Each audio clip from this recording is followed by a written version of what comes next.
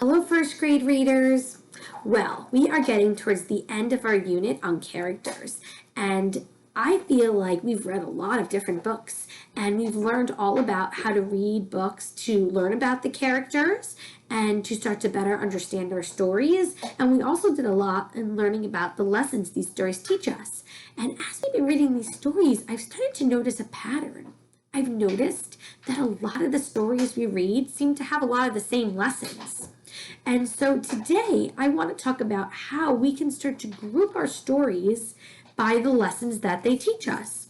So today in your Google Classroom, you'll see there is a page where there are some cards with some lessons that we might learn in some of our stories. So you can either print out those lesson cards and cut them out, or you can write them yourself on pieces of paper.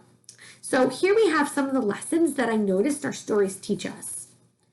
Be polite and patient. It's okay to be different. Friends are always there for each other. Always do your best. Follow the rules or you'll get in trouble. I could think of a book right off the top of my head. No, David. Right, that's a good one for this. And don't give up.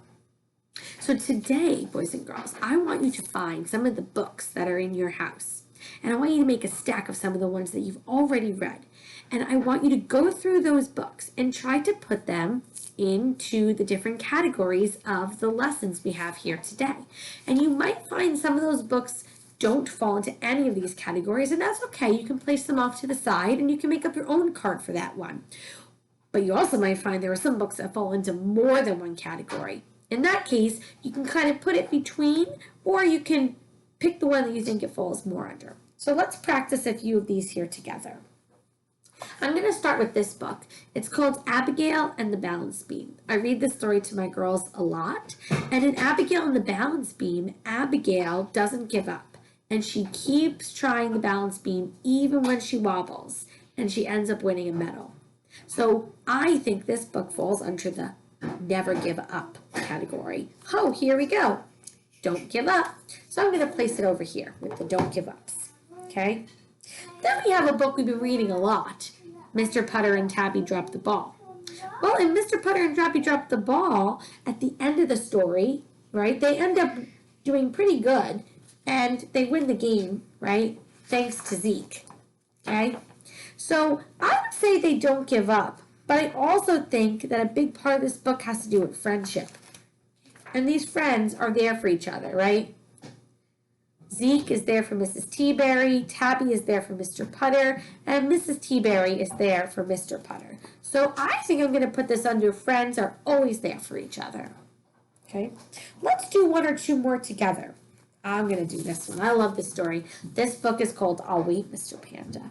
And in this story, the penguin wants a donut, or he wants whatever it is that Mr. Panda is making. And all the other animals are very rude, and they're not willing to wait. And at the end of the story, the wait is worth it, and he ends up getting this giant donut. So what category would you put this under? It's okay to be different? I don't think so. Don't give up? Well, he doesn't give up. He is very patient. Oh, he's very patient. How about I put it under the category of be patient and polite? There we go. So readers, today you're going to do the same thing in your home. You're going to look through some of the stories you've already read and put them into the different categories.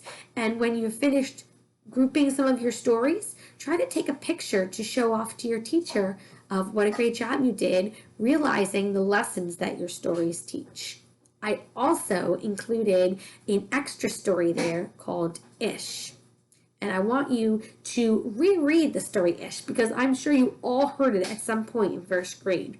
And as you're reading that story, think to yourself, what category would I put the story Ish under? All right, off you go.